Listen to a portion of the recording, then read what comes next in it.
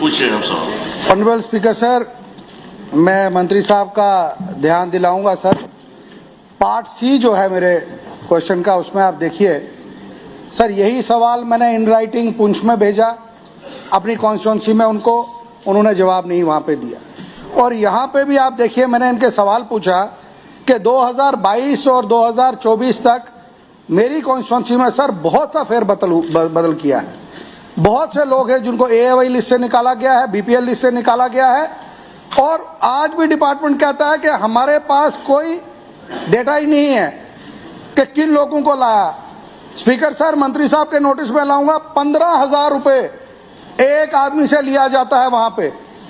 मैं यहाँ पे रिकॉर्ड ये करूंगा, इस पे आप रिकॉर्ड में सर लाइए, 15,000 एक आदमी से लिया जाता है। और मेरे 2 TSO2 जो मेरे वहां पे हैं, लगभग 500-601 पे, लगभग 500-601 पे, लगभग 2 करोड़ रुपए वहां से लोगों से वसूले उन्होंने। और इसी वजह से इनके पास जब मैं इनको सवाल पूछ रहा हूं कि मुझे डिटेल दीजिए, किस क्राइटेरिया पे आपने इसको BPL बनाया, इसको APL बनाया, और जो पुराना है, जो पुराना बेचारा गरीब मर रहा है वहां पे, उनको वहां से काट के इसमें सर इंक्लूड किया गया है। ये सवाल सर पूरा का पूरा मैं कह रहा हूं, जम्मू कश्मीर के लोगों के साथ जुल्म हो रहा है इस डिपार्टमेंट का, और इस डिपार्टमेंट ने कोई कसर नहीं छोड़ी।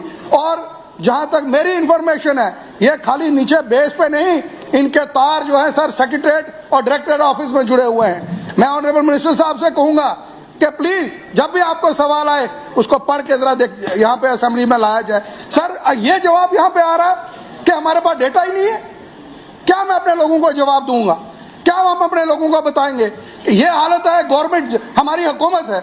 आज अगर नेशनल कॉन्फ्रेंस को लोगों ने पावर में लाया, यहाँ पे हुकूमत बनी, वो इसलिए दिया, लोग मजबूर है, लोग परेशान हैं। और इस किस्म का जवाब स्पीकर सर, मैंने 2 बार वहां पे चिट्ठी लिखी, मैंने AD को चिट्ठी लिखी, TSO को चिट्ठी लिखी। जब मैं यहाँ से जाता हूँ, मेरे घर के बाहर 500 लोग वहां खड़े हो जाते हैं, रोते हैं मेरे घर के बाहर, कहते हैं जनाब हमारे नाम लिस्टों से कटे हैं, और कोई जवाब नहीं। आज भी देखिए डिपार्टमेंट कहता है मेरे पास कोई लिस्ट हमारे पास नहीं है। मैं ऑनरेबल मिनिस्टर साहब से गुजारिश करूंगा कि खासकर अगर और कहीं कर रहा है या नहीं कर रहा है, मेरी कॉन्स्टिट्यूंसी में विजिलेंस को रिकमेंड करें इस लिस्ट को, और एक एक जो मुलाजिम इसमें इन्वॉल्व है, मैं स्पीकर सर बताऊंगा, हजारों करोड़ों की उनकी प्रॉपर्टी है, कहां से उन्होंने वो बनाई है। मैं गुजारिश करूंगा इनसे कि इस मैटर को देखा जाए, और इस सवाल का जवाब जिस ऑफिसर ने दिया है उसके खिलाफ सख्त से सख्त कार्रवाई हो इस पे।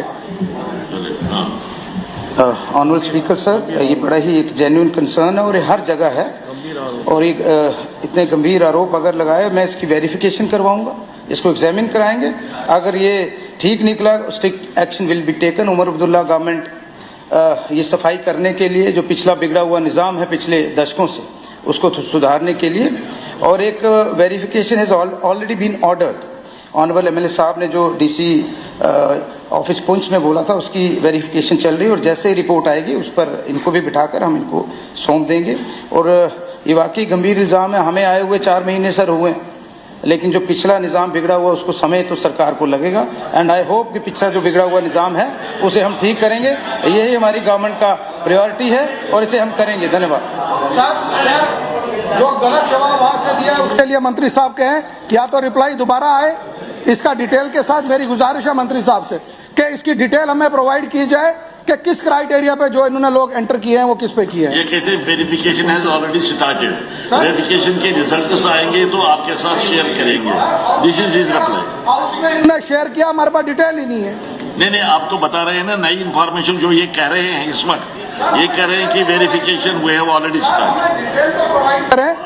कि कौन लोग इसमें लाए हैं सर? मुलाजिम लोगों को डाला है बीच में, जो एम्प्लॉयज है उसको डाला है। हमें डिटेल दे दे मंत्री साहब, हमें डिटेल दे दे सर, कि कौन लोग इसमें आए हैं।